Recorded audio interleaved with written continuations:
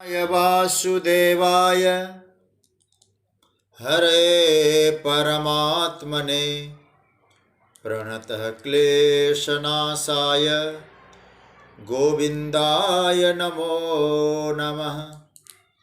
नमः परमहंसास्वादितचरणकमलचिन्मकरन्दाय भक्तजनमानसनिवासाय श्रीरामचन्द्राय। वागीशायस्य वदने लक्ष्मीर्यस्य च वक्ष्यसि यस्यास्ते हृदये संवित्तं नृसिंहमहं भजे। गुरुर्ब्रह्मा गुरुर्विष्णुर्गुरुर्देवो महेश्वरः गुरुस्साक्षात् परब्रह्म तस्मै श्री गुरवे नमः। भगवत चरण कमलानुरागी सभी आत्मीय प्रिय प्रभु प्रेमीजन, आप सभी को मेरा प्रणाम वंदन। राधे राधे, जय सिया राम। भगवान की मंगलमय कृपा करुणा से हम सभी लोग सत्संग के माध्यम से समय का सदुपयोग कर रहे हैं। प्रभु की कृपा का हम सब अनुभव कर रहे हैं और सत्संग लाभ हम लोग प्राप्त कर रहे हैं। श्रीमद् भगवद गीता में जो अर्जुन का प्रश्न था, केषु केषु च भावेषु चिन्त्योऽसि भगवन् मया, हे भगवन, मैं आपको किन किन भावों में, किन किन स्वरूपों में अपनी भावना, आपकी भावना रख सकता हूँ, आपको मैं पा सकता हूँ, आपको खोज सकता हूँ। भगवान ने कहा ऐसे तो अनंत है, लेकिन प्राधान्यतः प्रधान रूप से मैं आपके सामने कुछ बातों का निवेदन करता हूँ, आप उनको समझ लें।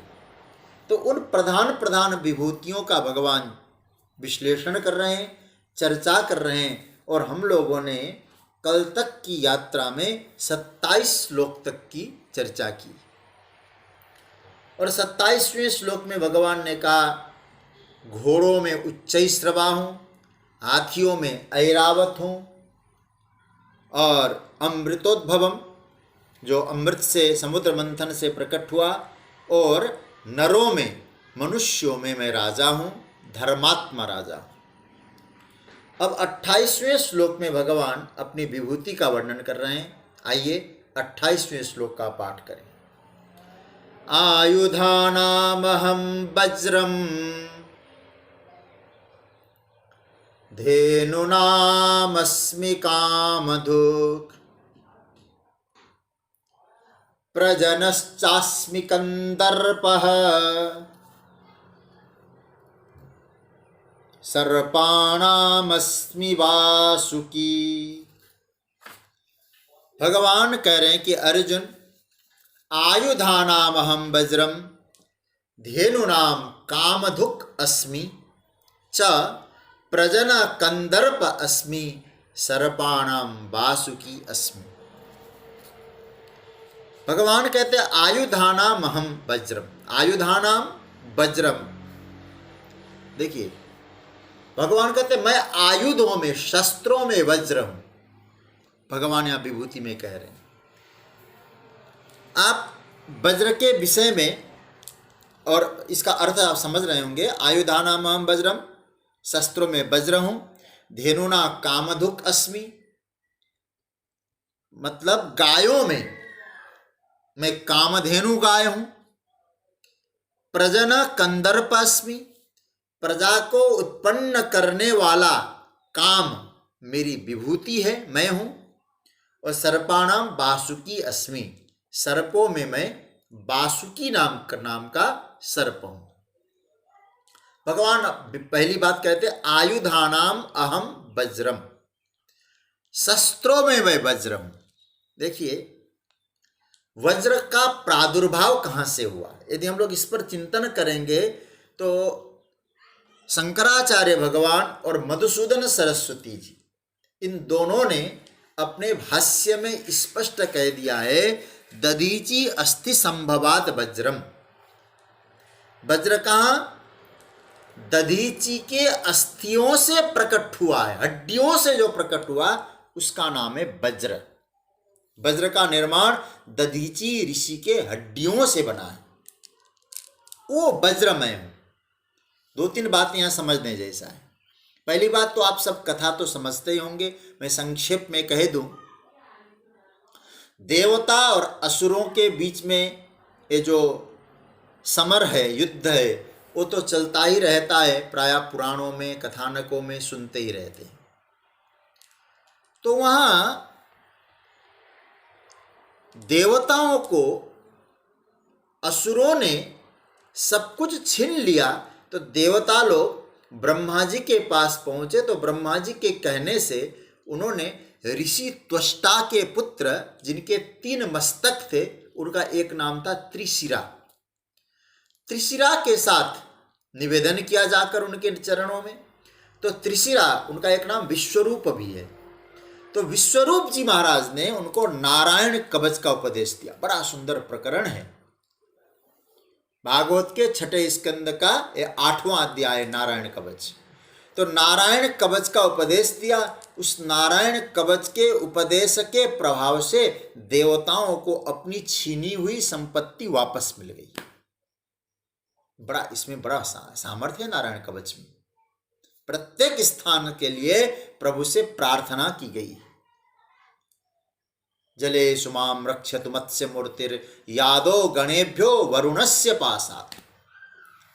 तो उस नारायण कवच का विधिवत उन्होंने अनुष्ठान किया, तो परिणाम ये हुआ कि उनकी छीनी हुई संपत्ति स्वर्गादिक लोक वापस मिल गई। अब वापस मिलने के बाद इन विश्वरूप तो रोज यज्ञ करते थे, तो वो यज्ञ करते समय देवताओं को भाग देते थे, तो असुरों को भी देते थे। तो इंद्र ने वृत्रासुर का मस्तक छेदन कर दिया। अब कथा तो लंबी चौड़ी है, केवल संकेत में कह दूं, जब ऋषि त्वष्टा के पुत्र विश्वरूप का वध होता है, तो इंद्र का वध करने वाला पुत्र जन्म हो, इस दृष्टि से ऋषि त्वष्टा ने एक यज्ञ किया। उस यज्ञ से मुझे पुत्र पैदा करना है, संतान पैदा करना है। लेकिन मंत्र में असावधानी हो गई। इंद्र सत्रो विवर्धस्व मां चीरम जहि विद्विषम। तो इसका रिजल्ट क्या निकला? मंत्र में असावधानी होने का परिणाम हुआ, जो संकल्प था उलट गया। इंद्र को मारने वाला पुत्र पैदा हो, इसकी जगह इंद्र से मरने वाला पुत्र पैदा हो गया। नाम हुआ वृत्रासुर। तो वृत्रासुर ने संपूर्ण देवताओं को अपने कब्जे में किया। बड़ा बलशाली, स्वर्ग आदि को अपने कब्जे में किया। देवता लोग परेशान हो गए, अब क्या करें? तब कहते हैं कि ब्रह्मा जी जाओ, एक ऋषि है जो इस वक्त नैमिषारण्य तीर्थ के निकट एक मिश्रिख नाम का स्थान है, वहां विराजते हैं। आप लोग कभी नैमिषारण्य में गए हो तो वहाँ एक मिश्रिख नाम का तीर्थ भी है। हमारे प्रिय, मेरे बड़े प्रिय है, हमारे प्रोफेसर श्री रवि शर्मा जी अकोला से, हमारे राधे राधे महाराज जी के बहुत वहाँ के प्रेमी लोग, हम जैसे दास को भी इन्होंने स्वीकारा है। तो आप लोगों ने मेरी कथा महाराज श्री के स्मृति में नैमिषारण्य में कराई थी। बहुत दिव्य भूमि है गोमती के तट पर, और उस वक्त आप ही के माध्यम से हम लोग मिश्रिक तीर्थ भी गए थे, जहाँ दधीची जी का आश्रम है। आप लोगों सुक्ताल में हमारी कथा कराई, बड़े प्यारे लोग हैं। योजना ऐसी नहीं बन पा रही, कोरोना का कुछ प्रभाव हुआ, नहीं तो आप लोगों की इच्छा चित्रकूट में कथा की थी, राम कथा की। चलिए वो अलग विषय है, लेकिन मैं नैमिषारण्य दधीची का स्मरण आया तो नैमिषारण्य की बात कह दूं, तो हमारे प्रोफेसर साहब को भी स्मरण कर रहा हूँ और राधे राधे महाराज को भी याद कर रहा हूँ। तो वहां दधीची ऋषि मिश्रिख तीर्थ में गए, वहां मिश्री का भोग लगता है आज भी, प्रसाद, बड़ा सुंदर कुंड है। तो वहां देवता लोग गए और दधीची ऋषि ने अपनी हड्डियां प्रदान की, और उन हड्डियों से विश्वकर्मा ने वज्र बनाया। वज्र का निर्माण हुआ विश्वकर्मा के द्वारा। भगवान के पास वो वज्र ले जाया गया, और भगवान ने उस वज्र में अपना तेज डाल दिया। तो 2 चीजें विशेष हो गई उस वज्र में। क्या? ऋषियों का तप, मतलब ऋषि का तप, ऋषि का तेज प्रभु का स्वरूप, भगवान ने अपना स्वरूप प्रवेश कराया है। अभी आप इसको स्पष्टीकरण कर दूंगा मैं। तो अब वो वज्र लेकर इंद्र चला गया कि वृत्रासुर का वध करने के लिए। और आपको आश्चर्य होगा, वज्र ऐसा था उस पर, वो जो जिस पर भी प्रहार करे वो बच नहीं पाता था। इंद्र को मिला वो शस्त्र, इंद्र लेकर जैसे ही गया वहां, तो इंद्र को दिखाई देता है वज्र, देवताओं को तो दिखाई देता है वज्र, लेकिन आपको कहूं वज्र में वृत्रासुर को भगवान का दर्शन होता है। बड़ा विचित्र प्रकरण है भागवत का। इंद्र से कहते हैं कि वृत्रासुर, आपको वज्र दिखाई दे रहा है ना, भगवान तो अनंत रूपों में प्रकट हो सकते हैं, जब खंबे से प्रकट हो सकते हैं, अपने भक्तों के लिए क्या वज्र से नहीं प्रकट होंगे? तो आपको बताऊं ये कौन से भगवान है? बोले वज्रावतार परमात्मा है। द्रौपदी के लिए वस्त्रावतार भगवान बने, खंबे से प्रकट होके खंबावतार बने, और यहां वज्रावतार परमात्मा बन के प्रकट होते। कहीं वस्त्रावतार, कहीं वज्रावतार ठाकुर जी। तो वृत्रासुर ने बड़ी सुंदर स्तुति की है। तो इसका मतलब यह है कि जहां ऋषियों का तेज, हमारे दूसरा भाव ये भी कहें, वृत्र किसको कहते हैं? हमारे यहाँ जैसे ग्रंथ है ना, व्याकरण ज्योतिष, एक ग्रंथ है निरुक्त। निरुक्त नाम का जो ग्रंथ है, उस निरुक्त नाम के ग्रंथ में यास्क नाम के ऋषि कहते हैं, कोयम वृत्रः मेघ इति नैरुक्तः। वृत्र कौन है? बोले मेघ, मेघ शब्द कहा था बादल, बादल ही वृत्र है। और आप महाराज बादल को वृत्र क्यों कहते हैं आप? जो वृत्रासुर, बोले ओ जैसे आकाश में सूरज हो, बादलों के कारण जैसे दिखाई न दे, ऐसे ही परमात्मा नित्य होते हुए भी अज्ञान के बादल के कारण, अविद्या के बादल के कारण वो नित्य प्राप्त परमात्मा दिखाई न दे, समझ लेना चाहिए वो बादल है। वो बादल को हटाए कैसे? अज्ञान को हटाए कैसे? अविद्या को हटाए कैसे? बोले ऋषियों की हड्डी चाहिए। ऋषियों का हड्डी का अर्थ क्या है? बोले आपके द्वारा प्राप्त तत्व ज्ञान का अनुभव। तो वज्र का अर्थ क्या हुआ? वज्र का अर्थ ये हुआ जब ऋषियों के द्वारा प्राप्त तत्व ज्ञान का जब अनुभव होता है। ध्यान से समझना बात को। हम लोग सुनते हैं ना, मैं ब्रह्म हूं, संसार मिथ्या है, ये हमारा अनुमान है या अनुभव है? आप अपने आप विचार कर लेना। लेकिन ये अनुमान, ये शब्द हमारे अनुभव में उतर के आ जाए तो सज्जनों आप समझ लीजिएगा आप फिर कौन होए? बोले आपके जीवन में अब अविद्या को नष्ट करने के लिए आपके पास तत्व ज्ञान प्रकट हो गया। उस तत्व ज्ञान में परमात्मा का तेज आएगा और वही परमात्मा की विभूति बन जाएगा। फिर आपको स्पष्ट करना चाहूंगा, वज्र का अर्थ केवल शस्त्र विशेष नहीं है।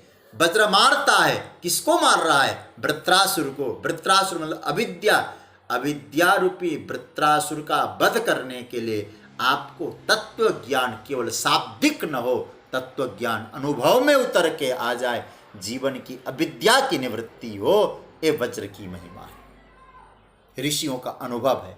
उसमें क्या करते भगवान? अपना तेज प्रवेश कर देते हैं। तो क्या होता है? तो जो जानते हैं, जानना चाहते हैं, वो जानने वाले लोग फिर उस वज्र में प्रभु की विभूति का दर्शन करते हैं। चित्रकेतु पहले तो भक्त था ही भगवान का, तो वृत्रासुर पूर्व जन्म में चित्रकेतु था, ये भक्त था भगवान का।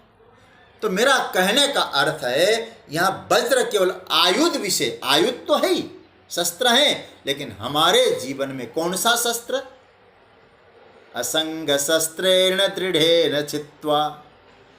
अब कितने भाव उतर के आ रहे हैं। अविद्या कैसे मिटेगी? अज्ञान कैसे मिटेगा? शस्त्र से मिटेगा। उस शस्त्र का नाम है गीता के 15वें अध्याय में असंग शस्त्रेण दृढ़ेन चित्वा।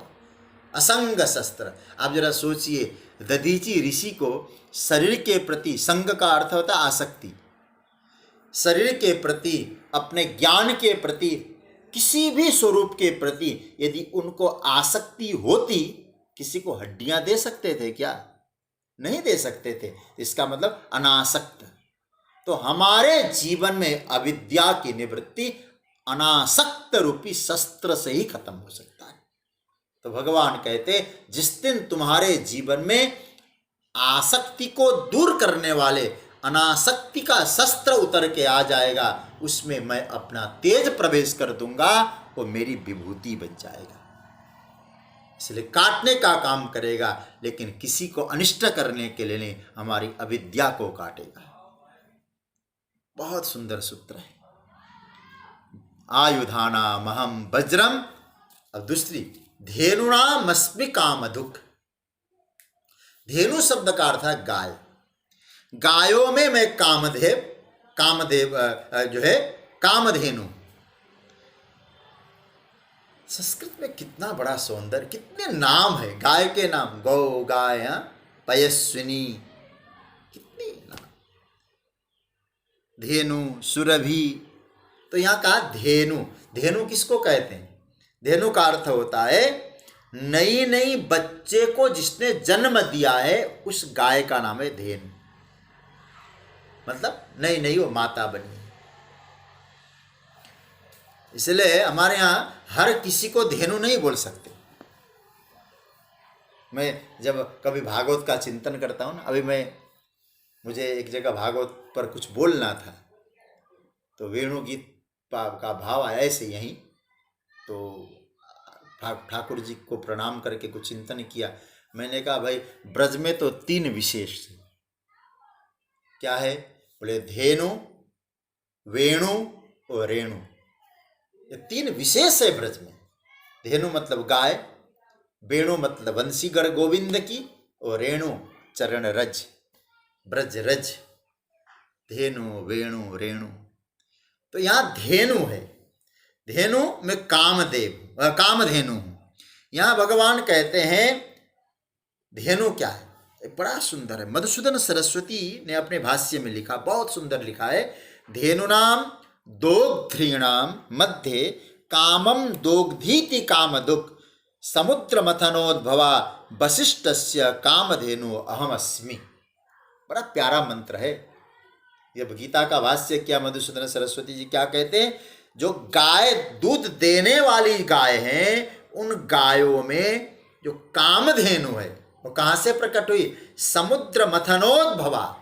समुद्र मंथन जो हुआ, उस समुद्र मंथन से कामधेनु गाय प्रकट हुई। किसको मिली? वशिष्ठ जीवी को भी वो गाय। तो ऐसे कामधेनु गाय तो स्वर्ग में इंद्र को मिली, लेकिन कहते हैं धरती पर 2 ऋषियों के पास कामधेनु गाय थी। हालांकि रघुवंश महाकाव्यम के अनुसार वशिष्ठ जी के पास कामधेनु गाय तो नहीं, कामधेनु गाय की लड़की थी जिसका नाम है नंदिनी। पुराणों में अनेक प्रसंग आते हैं, पढ़ना चाहिए, पुराणों को भी थोड़ा बहुत देखना चाहिए। अहम ब्रह्मास्मि हम लोग करने वाले वो पुराणों को कहते क्या रही, नहीं, पुराणों से वेदांत के, भक्ति के सूत्र खुलते हैं। तो कामधेनु गाय उस समुद्र से प्रकट हुई इंद्र के पास। लेकिन यहाँ शंकराचार्य भगवान मधुसूदन सरस्वती जी कहते, और प्राय सभी टीकाकारों ने कहा, पुराणों में वर्णन है, वशिष्ठ जी के पास एक कामधेनु नाम की गाय थी, और जमदग्नि के पास भी थी। उस सहस्त्रार्जुन का जो युद्ध हुआ ना जमदग्नि के साथ, कामधेनु गाय के कारण ही तो हुआ। सहस्त्रार्जुन जमदग्नि के पास आता है, और वहां क्या हुआ? कार्तवीर्य। अरे कामना मन में की, चलो सब कुछ इनका स्वागत हो जाए। तो महाराज कामधेनु ने स्वागत की व्यवस्था कर दी। कार्तवीर्य गुस्से में आ गया, कामधेनु को लेके चला जाता है। बाद में परशुराम ने उनका वध किया। तो कहने का अर्थ यह है, ये जो कामधेनु गाय है, दूध देने वाली जो गाय है, उसमें मैं कामधेनु हूं और समुद्र मंथन से प्रकट हुई है। देखो भाई, कामधेनु क्यों? बोले संपूर्ण कामनाओं को वो गाय पूर्ण करती है। और याद रखना, आप लोगों को याद दिलाना चाह रहा हूं मैं, थोड़ा सा तीसरे अध्याय में थोड़ा आप लोग चलिएगा। कामधेनु में एक और दिखाऊंगा आपको, कहाँ कामधेनु वाली बात आई है। तीसरा अध्याय आप खोलिएगा, नंबर तो मुझे नहीं मालूम, अभी आपको मालूम पड़ जाएगा, मैं बता 10 नंबर का श्लोक तीसरे अध्याय का, उसकी हमने विस्तार से चर्चा संभवतः की है। सहयज्ञा प्रजा सृष्ट्वा पुरोवाच प्रजापति अनेन प्रसविष्यध्वम एष वस्तुष्ट काम दुख। स्वर्ग में इंद्र के पास, धरती पर वशिष्ठ जी के पास, और भगवान कहते तेरे पास भी है कामधेनु। बोले कौन सी कामधेनु है, इसको समझना, बहुत सुंदर है। भगवान विभूति का वर्णन कर रहे हैं, मतलब जो हम लोग यज्ञ करते हैं कामधेनु है। यज्ञ का अर्थ क्या है? सहयज्ञ। देखो सृष्टि कर दी प्रभु ने और कहा यज्ञ के साथ तुम्हारा मैंने सृजन किया है, इसलिए काम करो। क्या करना? सहयज्ञ प्रजा सृष्ट्वा पुरोवाच प्रजापति अनेन, इसी यज्ञ से तुम आगे बढ़ो। यज्ञ का अर्थ है जिसके पास जो चीज नहीं है उसको पहुंचाने की व्यवस्था करो। वस्त्र नहीं है तो वस्त्र दो, धन नहीं है धन दो, जिसको धन चाहिए उसको धन दो, उसको वस्त्र मत दो। और जिसको वस्त्र चाहिए उसको वस्त्र, नहीं तो उसको वस्त्र के बहाने धन दोगे तो धन का दुरुपयोग करेगा। आप क्या देना चाहते हैं? तो इसलिए पात्र देखकर देने के लिए बात आई है। तो यज्ञ का अर्थ है दूसरे की सेवा। और याद रखिएगा, जो ऐसा भाव रखता है संसार में उसके लिए कभी कोई दुर्लभ नहीं है।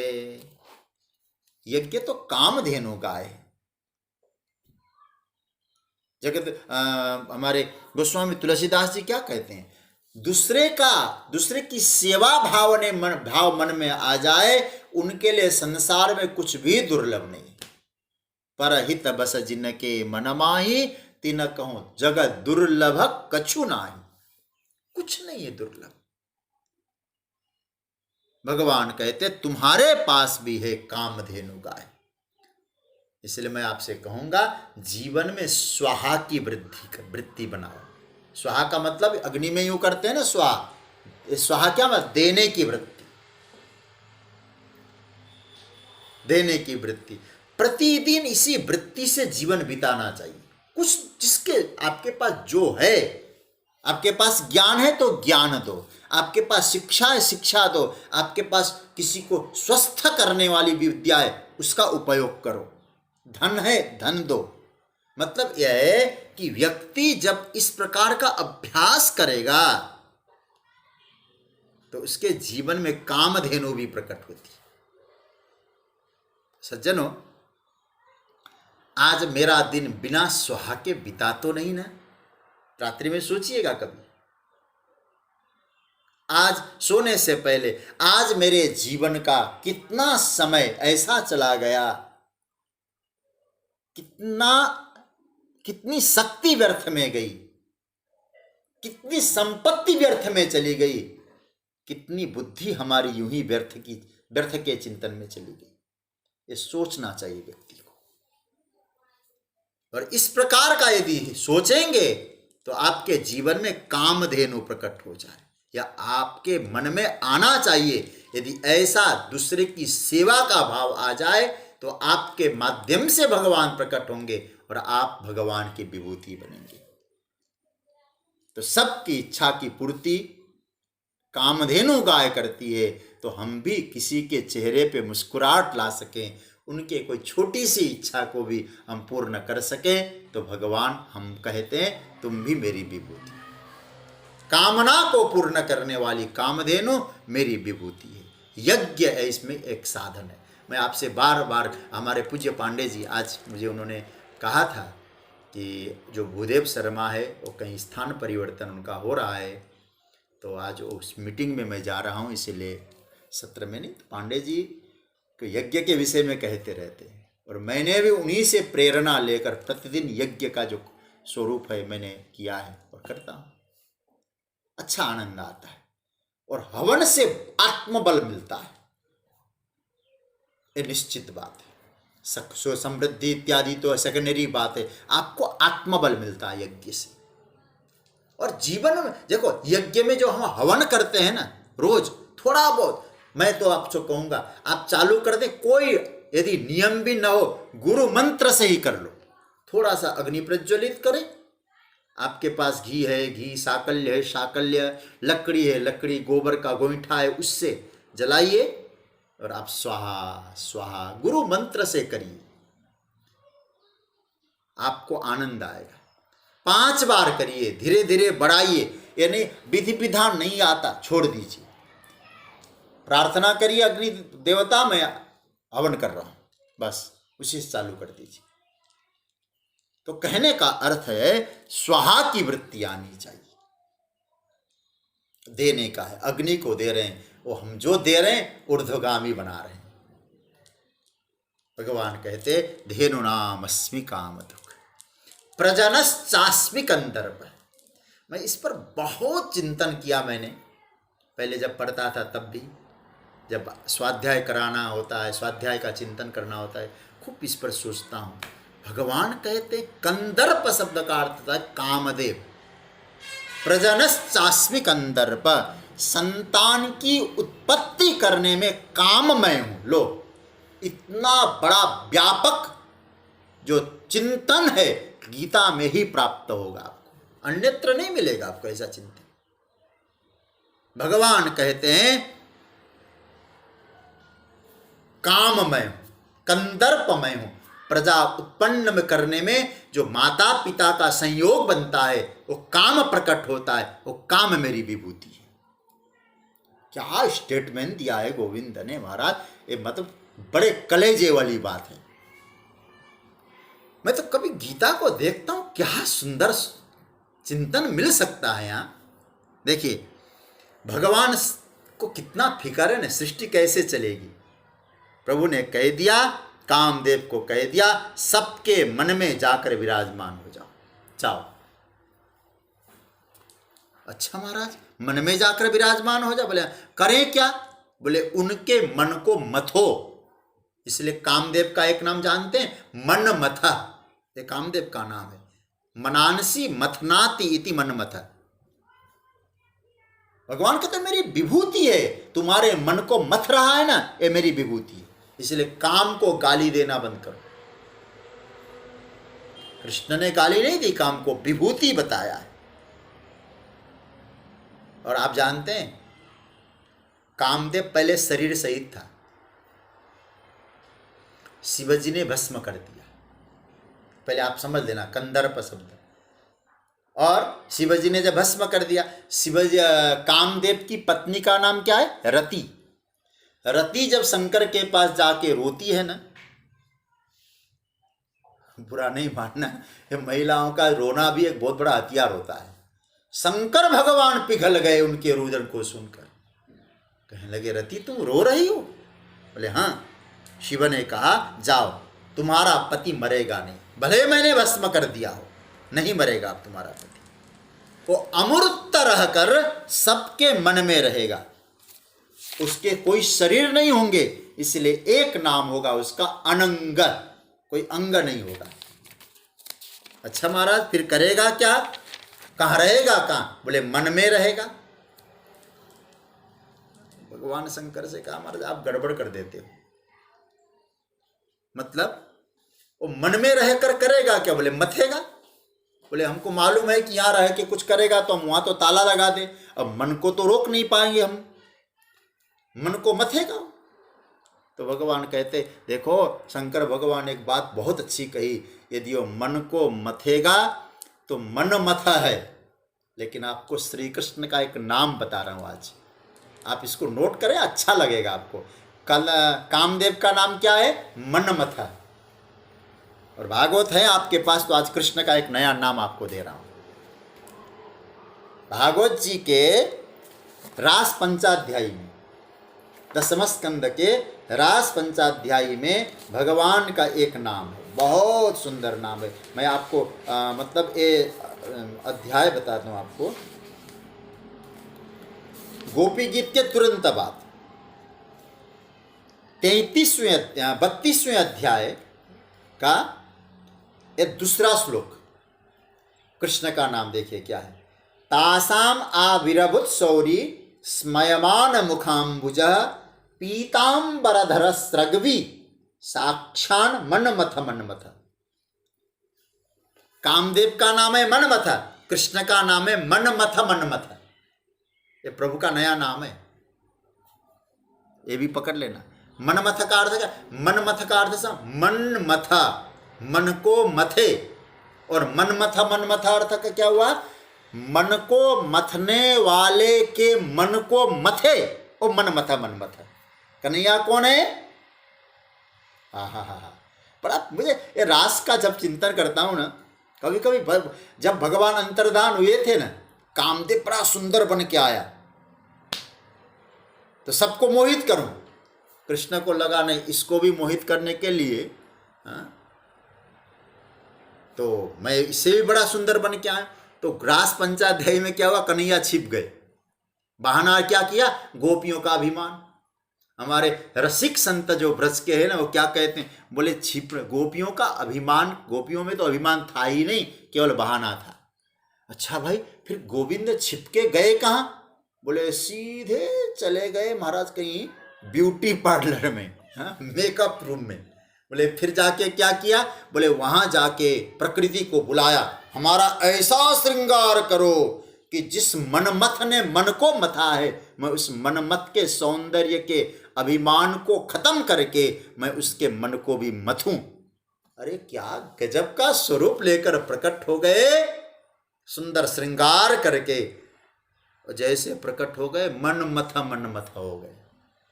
तो सीधी सी बात है, मन को मथने वाले से बचना हो, मन मथा गोविंद श्री कृष्ण की शरण में जाओ। तो मैं चर्चा कर रहा था, प्रजनश्चास्मि कंदर्पः, प्रजाओं को उत्पन्न करने वाला जो काम है वो मैं हूं। इस पर बहुत विस्तार से कभी कभी चिंतन करने का मन होता है। ध्यान देना सज्जनों, प्रजा की उत्पत्ति में जो भाव है, जो कामना है, वो भगवान की विभूति। कैसा काम होना चाहिए? प्रजाजनों को उत्पन्न करने वाला काम। देखिए, धर्मानुकूल जो काम होता है ना, वो कन्हैया है। आप लोग 7वें अध्याय के 11वां श्लोक का जरा दर्शन करिए, जो आप पढ़ के आए। 7वां अध्याय तुरंत आप पकड़ लें, इन दोनों को मिलाइएगा। यहां भगवान क्या कहते हैं? प्रजाओं को उत्पन्न करने वाला काम मैं हूं। और 11वें श्लोक में भगवान क्या कहते हैं? बलम बलवता चाहम काम राग विवर्जितम। नीचे की पंक्ति, धर्मा विरुद्ध भूतेषु कामुस्मि भरतर्षभ। हे अर्जुन, धर्म के अनुकूल रहने वाला काम मैं हूं। मैंने खूब वहाँ विस्तार से डिटेल्स में इसकी बड़ी चर्चा की थी, मुझे याद है, बहुत विस्तार से सुनाया था मैंने। धर्म के अनुकूल जो रहे वो काम में हूं। मुझे लगता है पूरी सृष्टि में पूर्णावतार श्री कृष्ण ही है जो कहते हैं काम भी मेरी विभूति है। मैं तो कभी इतना ही कह सकता हूं, पूरी सारी दुनिया, प्रायः सभी धर्माचार्य इसका विरोध ही करते रहे। काम है, काम है, काम है, काम। तो कभी सोचिएगा, काम की चर्चा से नाक भ्यों क्यों सिकुड़ते हैं लोग? यदि काम न हो, अरे भैया बुरा मत मानना, माता पिता के मन में काम का उदय नहीं होता, आज हम भी संसार में नहीं होते। पता नहीं स्वीकार करने में कौन सी बड़ी समस्या आती है काम को स्वीकार करने में। जब गोविंद स्वयं कहते हैं मैं काम हूं, तो कृष्ण ही कह सकते इस बात को। कौन सा काम? प्रजा उत्पन्न करने वाला काम मैं हूं। मैं इतना ही कहूंगा आपको। वस्तु को दोष देना बहुत सरल है सज्जनों, उसका उपयोग आप कैसे कर रहे हैं। कई लोग कहते हैं काम आग है, आग। जानते हो, ऐसा लगता है ना वो आग भस्म कर देता है। बिल्कुल मैं मानता हूं काम आग है, जिसके जीवन में लग गया और खत्म कर देगा। किंतु एक बात मैं आपसे कहूंगा, आग केवल खत्म ही नहीं करता, आग जीवन को चलाता भी है। अग्नि, आप जा मानिएगा, अग्नि मनुष्य के अतिरिक्त ऐसा कौन सा पशु है अथवा कौन सी जाति है मनुष्य से अतिरिक्त जिसने अग्नि का उपयोग किया हो? कोई नहीं कर पाया अग्नि का उपयोग, मानव ही कर पाया। उस अग्नि का उपयोग करने का आप में सामर्थ्य है। और रसोई घर में जले बहुत सुंदर लगता है, भोजन बनता है, घर चलता है, लेकिन उसी आग को आप ड्राइंग रूम में लाएं, बेडरूम में पहुंचाएं और आग को दोष दें। भगवान कहते नहीं, आग तो मेरी विभूति, काम मेरी विभूति है। मर्यादा पूर्ण हो, धर्म के अनुरूप हो, प्रजा को उत्पन्न करने के लिए तुमने प्रयोग किया है। हे अर्जुन, ऐसा काम मैं हूं, मेरी विभूति है, उसको गाली मत देना काम को। कामो अदात कस्मै अदात, याद रखना, काम असुर नहीं है, काम देव है। काम को देव माना है और हम लोग केवल ही चिल्लाते रहे काम है, काम है, काम है। मुझे बड़ा कभी कभी लगता है क्या सोच है हम लोगों की। वस्तु का उपयोग करने का विवेक प्राप्त करो, वस्तु को गाली मत दो। एक बात मैं आपसे कहूं, भारतीय ऋषियों ने, हमारे उपनिषदों में ऐसी कथा आती है, भारत की परंपरा में उपनिषदों में ऐसी चर्चा आती है कि कोई शिष्य उनके पास जाता था ब्रह्म विद्या सीखने के लिए, ज्ञान प्राप्ति के लिए, और ब्रह्म ज्ञान की जो दीक्षा थी, ज्ञान की जो शिक्षा थी, वो पूरी होती थी ना, तो ऋषि लोग एक मंत्र बोलते थे। ऐसे बहुत सारे आदेश देते थे अपने शिष्य को। कौन कौन से आदेश थे? वो कहते हैं, तुम जाओ मातृदेवो भव, माँ को देवता मानो, पिता को देवता मानो, आचार्य को देवता मानो, ये मंत्र बोला करते थे। और स्वाध्याय प्रवचनाभ्याम न प्रमदितव्यम, ये आदेश दिया जाता था। तो पढ़े ना इन उपनिषदों को, शास्त्रों को, और क्या बोलते थे? स्वाध्याय करने में और कोई सत्संग श्रवण और सत्संग चर्चा करने में कभी प्रमाद नहीं करना। और उसमें एक और आदेश था, दिवा मां स्वापसी, दिन में मत सोना। ऐसा बता दो, तेज नष्ट होगा तुम्हारा, दिन में सोओगे, रात्रि में सो। रात्रि सोने के लिए, दिन में श्रम के लिए, रात्रि विश्राम है। कोई रोगी हो, वृद्ध हो, उनकी बात अलग है। रात्रि में विश्राम करो, दिन में श्रम करो। तो उपनिषद के ऋषि क्या कहते हैं अपने शिष्यों को? प्रजा तंतु मां व्यवत्सितसी। क्या बोलते थे? संदेश देते थे कि क्या संदेश? संसार में जा रहे हो, संतानों को जन्म देना, वंश परंपरा को कायम रखना, ये कहा करते थे। काम की महिमा है, प्रजा को जन्म देना, संतानों को जन्म देना, संतानों को बलिष्ठ बनाना, शिक्षावान बनाना, ये आदेश दिया करते थे। आप लोग गीता सुन रहे हैं, गीता का चिंतन कर रहे हैं, लेकिन वर्तमान पर कभी सोचें, कृष्ण का सूत्र नहीं समझ पाते। क्या मनोवृत्ति लोगों की बन रही है? आप, दयनीय अवस्था है, चिंतनीय अवस्था है। क्या मनोवृत्ति का निर्माण हो रहा है? हम विवाह तो करेंगे लेकिन संतान नहीं चाहिए। याद रखना, ऐसा काम भगवान की विभूति नहीं, आसुरी विभूति, आसुरी है। विवाह करेंगे, संतान नहीं चाहिए। क्या संतान आज पति पत्नी को बंधन कारक लगने लगा है। हमारी स्वतंत्रता आनंदमय नहीं बनेगी। क्या स्थिति हो रही? डिप्रेशन में जा रहे लोग। अभी एक व्यक्ति ने हमको कहा, हमको तो बड़ा विचित्र लगा, बोले विवाह से पहले कन्या का शर्त क्या था? बोले विवाह तो करेंगे, हमको संतान नहीं चाहिए। पश्चिमीकरण हावी होता जा रहा है। मैं तो केवल इतना कहूंगा, सूर्य पश्चिम दिशा की ओर जाता है तो अस्त होता है। गीता सुन रहे हैं, पश्चिमीकरण होने से बचाइए। और आज एक भारतवर्ष में भी एक कलंक आ गया है, और आश्चर्य तो होता है, एक ट्रेजिडी वाली बात है, उसको मान्यता, कानूनी मान्यता प्राप्त हो रही है। वो बोलते हैं ना, लिव इन रिलेशन। कितना बड़ा घातक हो रहा है हमारे लिए यहाँ, ये सोचने की आवश्यकता है। 5000 वर्ष पूर्व मेरे गोविंद, मेरे कन्हैया कुरुक्षेत्र के रण मैदान में अर्जुन से कह रहे, अर्जुन मैं काम विरोधी नहीं हूं, काम के अनुकूल रहने वाला हूं, लेकिन हाँ, स्वेच्छाचार करने वाला जो काम है उसका भगवान विरोध करते हैं, और प्रभु की विभूति नहीं। मैं आपको एक निवेदन करूंगा, देखो, योग मार्ग है, अध्यात्म का मार्ग है, धर्म का मार्ग हो, क्या कहता है? बोले 2 प्रकार की वृत्ति है। देखिए, एक अंतर्मुख वृत्ति, एक बहिर्मुख वृत्ति।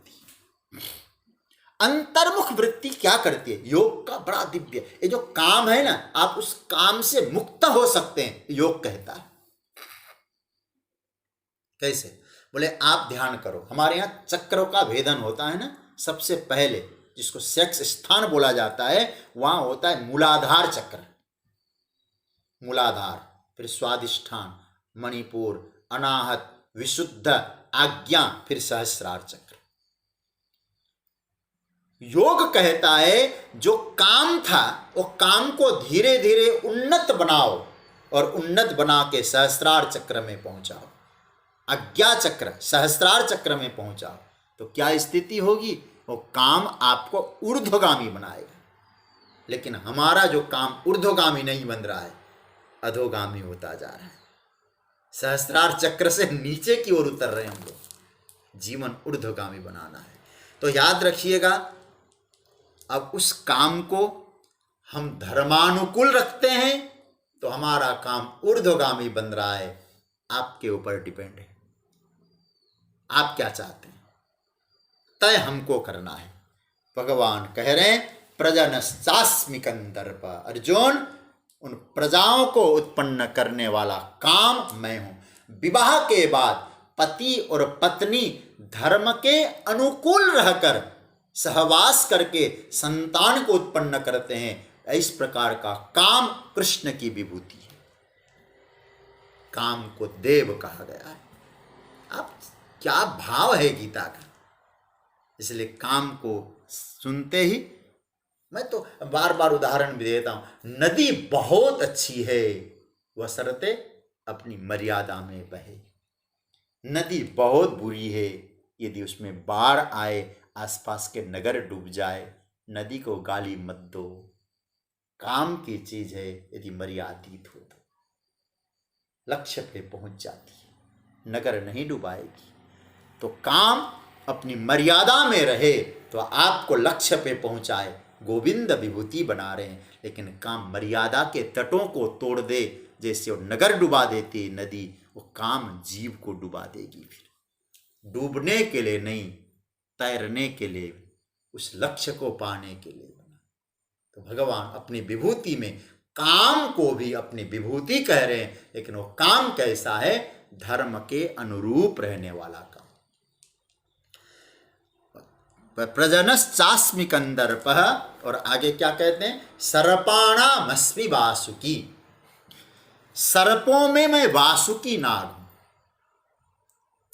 सर्पों में मैं वासुकी हूं। देखिए, वासुकी सारे सर्पों के अधिपति है, वासुकी जो सर्प है, और वासुकी भगवान के भक्त भी है। और आपको फिर कहूं, यहां अमृत को मथने में वासुकी ने बहुत बड़ी भूमिका निभाई थी। यहाँ भगवान विभूति में समुद्र मंथन के वक्त जो जो हम लोगों ने प्रयोग किया है, उन सबको ठाकुर कई चीज़ों को, कल आप सुन रहे थे, उच्चैश्रवा ऐरावत हाथी, उच्चैश्रवा घोड़ा, वो भी तो वहीं से निकले। आज सुन चुके हैं कामधेनु गाय, वो भी समुद्र। लेकिन समुद्र मथने में जिस रस्सी का प्रयोग हुआ, वो रस्सी कौन सी थी? वासुकी नाग। इधर खींचा, उधर खींचा, देवता लोग पूंछ की तरफ लगे, असुर लोग मुंह की तरफ लगे, कालकुट जहर छोड़ दिया महाराज वासुकी जी ने, राक्षस लोग काले पड़ गए। गजब का वर्णन है। तो भगवान कहते हैं वो जो वासुकी है मेरी विभूति। क्यों है विभूति आपकी? भगवान कहते हैं इसीलिए विभूति है क्योंकि अमृत को प्रकट करने में उन्होंने अपनी भूमिका निभाई। तो जीवन में अमृतत्व प्राप्ति के लिए अपना योगदान देता हो, जो कर सकता है वो योगदान प्रदान करे, वो तो ठाकुर की विभूति है।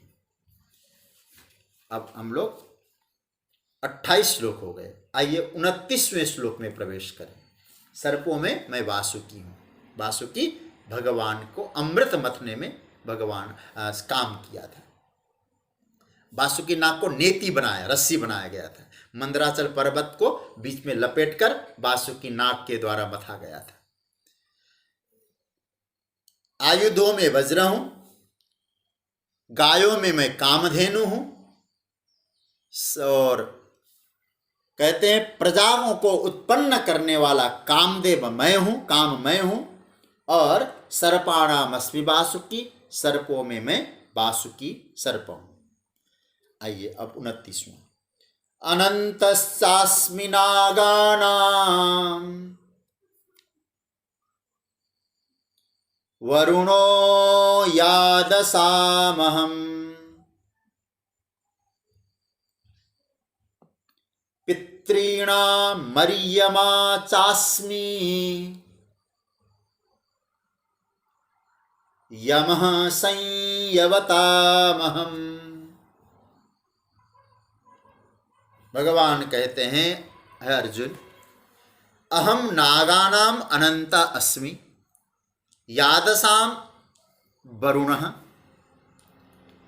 अहम वरुणः, पितॄणाम अर्यमा अस्मि संयमताम अहम यमः। इसका अर्थ क्या है? अनंतश्चास्मि नागानाम वरुणो यादसाम। भगवान कहते हैं नागों में मैं अनंत हूं, अनंत मेरा नाम है। यादसाम अहम वरुणः, जो जलचर है उनमें मैं वरुण हूं, और पितृणाम अर्यमा, जो पितर लोग हैं उनमें मेरा नाम अर्यमा है, और यमः संयमतामहम्, संयमित संयम करने वालों में मैं यम हूं, यमराज हूं। एक एक सूत्र। अनंतश्चास्मि नागानां। देखिए आप थोड़ा सा दिमाग लगाएंगे तो आप तुरंत प्रश्न कर सकते हैं। प्रश्न बनना चाहिए, चिंतन होना चाहिए। अभी थोड़ी देर पहले आपने एक मंत्र क्या पढ़ा? सर्पाणाम अस्मि वासुकी, सर्पों में मैं वासुकी हूं। और यहां क्या कहते हैं? नागों में मैं अनंत हूं। वहां सर्प आया, नाग आया, तो आप कहेंगे तो बड़ा गड़बड़ है, सर्प और नाग एक ही तो है, वही हम नाग को ही सर्प कहते हैं, तो फिर ये अलग अलग क्यों? देखो सर्प और नाग में अंतर है। अंतर यह होता है, सर्प कौन है? जो पृथ्वी पर रहते हैं उनका नाम है सर्प, और जो जल में निवास करते हैं उनका नाम है नाग। ठीक है। दूसरा अंतर, नाग कौन होते हैं? जिसमें फणा होते हैं, फन होते हैं जिनमें। सर्प कौन है? जिनमें फन नहीं होते। इसलिए शेषनाग जल में रहते हैं ना, कितने फन है? बोले 1000 फन है, ऐसा बताया जाता है पुराणों में। तो कहने का अर्थ क्या हुआ? अनंत है भगवान। किसमें? अनंतश्चास्मि नागानाम, नागों में अनंत है भगवान। अनंत किसको कहते हैं? अनंत मतलब शेष जी, शेष नाग। और कौन है? भगवान जिन पर शयन करते हैं वो भी भगवान की विभूति। नागानाम अनंत, उनका एक नाम है अनंत। देखो भाई, अनंत निरंतर प्रभु सेवा में तत्पर रहते हैं, निरंतर ठाकुर जी की कितनी सेवा करते हैं, निरंतर ठाकुर जी उन पर शयन करते हैं। और जब भगवान अवतार लेकर आने की बात करते हैं ना, तो शेष जी कहते हैं नहीं आप अकेले मत जाओ सरकार, मुझे भी साथ लेके जाओ। तो भगवान साथ लेकर आते हैं। जब राम बन के आते हैं तो लखनलाल साथ में आते हैं, कृष्ण बन के आते हैं तो दाऊ दादा साथ में आते हैं। क्या इन लोगों का प्रेम है आपस में। इसलिए तो राम जी ने कभी लखन को अकेले नहीं छोड़ा। जिस दिन छोड़ा है वाल्मीकि रामायण के अनुसार, लक्ष्मण का जिस दिन त्याग हुआ है, लखन जी उसी दिन महाराज शरीर शांत कर देते हैं। तो बहुत करुण प्रसंग है वाल्मीकि रामायण का।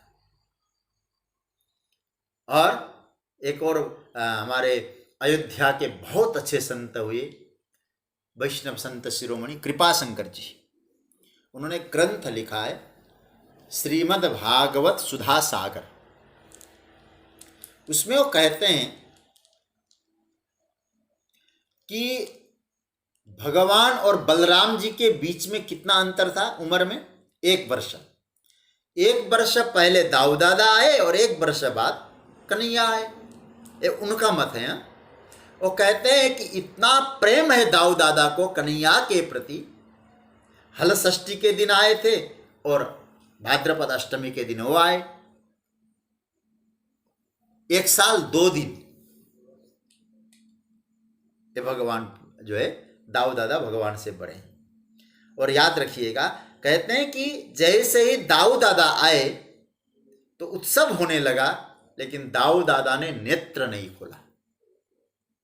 क्यों नहीं खोला?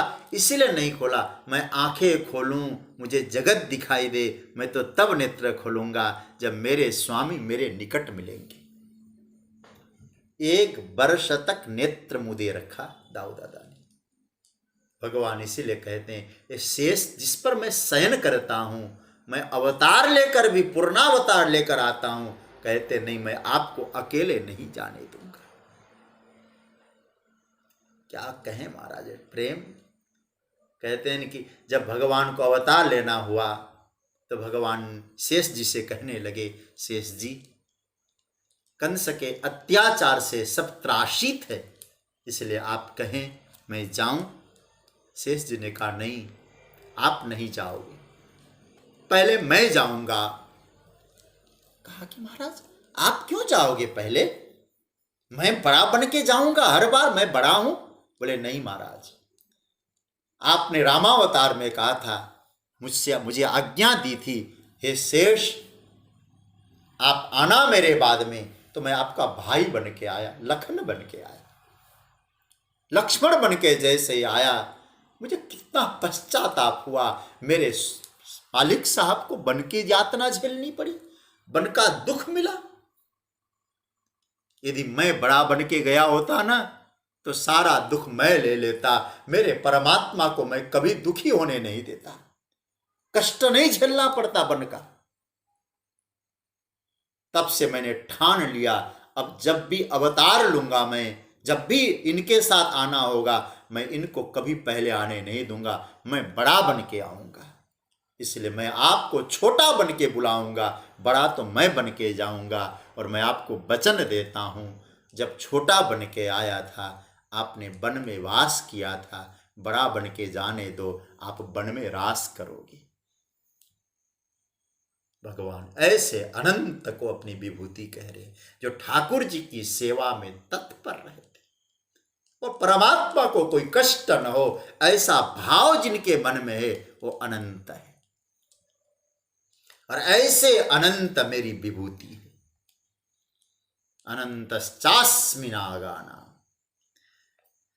क्या है, कभी कभी बड़ा भाव में आ जाते हैं, बड़ा अच्छा लगता है इनका प्रसंग पढ़ता हूं तो। क्या स्नेह है दाऊ दादा का कन्हैया के प्रति, लखन का राम के प्रति। प्रभु सेवा के लिए सब कुछ त्यागने को तैयार है। सज्जनों, वरुणो यादसाम, ओ भगवान की विभूति बनेंगी। वरुणो यादसाम, यादसाम का अर्थ है जलचरों में मैं वरुण हूं। ये कश्यप मुनि के पुत्र हैं, इनको जल के देवता माने गए हैं वरुण। इसलिए हमारे यहाँ हम लोग कोई कर्मकांड करते हैं ना, वरुण का आवाहन करके करते हैं। पहले कलश, पहले गणेश, फिर वरुण। इनकी बड़ी महिमा है।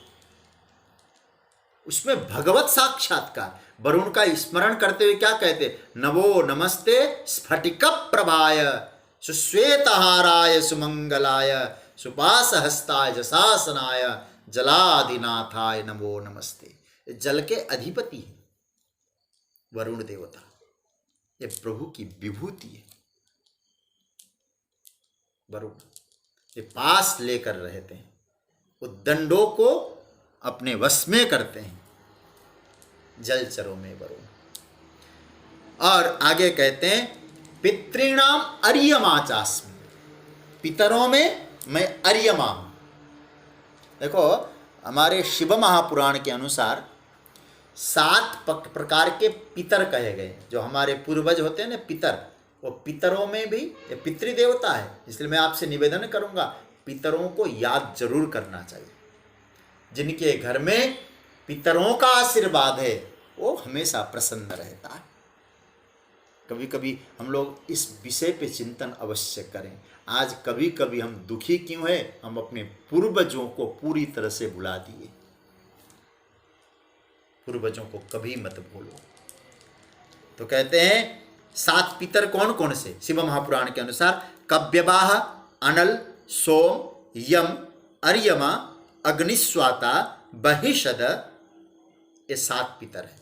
और इनमें जो अर्यमा नाम के पितर है, भगवान कहते ओ मेरी विभूति है। मुझे अर्यमा के विषय में कथा याद आ रही है। और अंतिम जो यम संयमताम, उसकी चर्चा मैं कल करूंगा। लेकिन एक बात कहूं, अर्यमा ये पितर, इनकी कितनी महिमा होगी। जब विदुर जी कौन थे? यम के ही अवतार है विदुर, यमराज थे विदुर जी। और बड़ी लंबी कथा है, बड़ी अच्छी कथा है। लेकिन और विदुर जी को जब दासी पुत्र बन के आने का शाप मिलता है मांडव्य ऋषि से, जैमिनी या अश्वमेध कांड में एक कथा है। वो कथा का विस्तार नहीं करूंगा मैं, केवल संकेत में। जब विदुर जी को शाप मिलता है, 3 शाप मिले हैं धर्मराज को, यमराज को। राजा बनना पड़ेगा, दासी पुत्र बनना पड़ेगा और स्वपच बनना पड़ेगा। तो निम्न जाति का शूद्र बन के सेवा करनी, झाड़ू लगानी पड़ेगी। ये शाप मिला है मांडव्य ऋषि का। तो उस समय अब यम को शाप मिल गया, तो यम को तो आना पड़ेगा राजा दासी पुत्र बन के।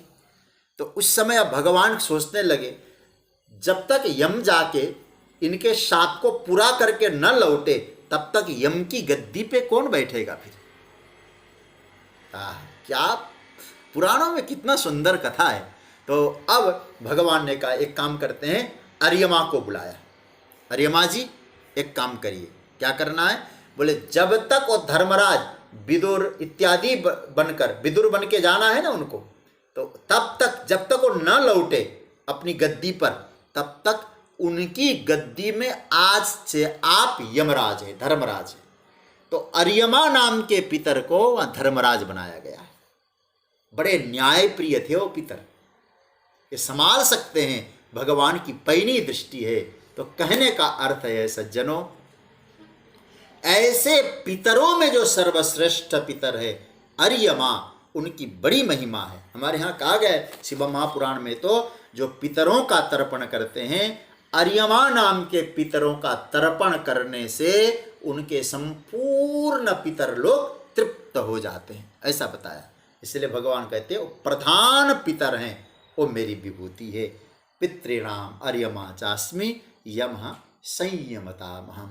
यम जो संयमन करने वाले, अनुशासन करने वालों में मैं यम हूँ। क्यों है उसकी चर्चा हम लोग कल करेंगे। आज चर्चा को यहाँ विराम दिया जा रहा है।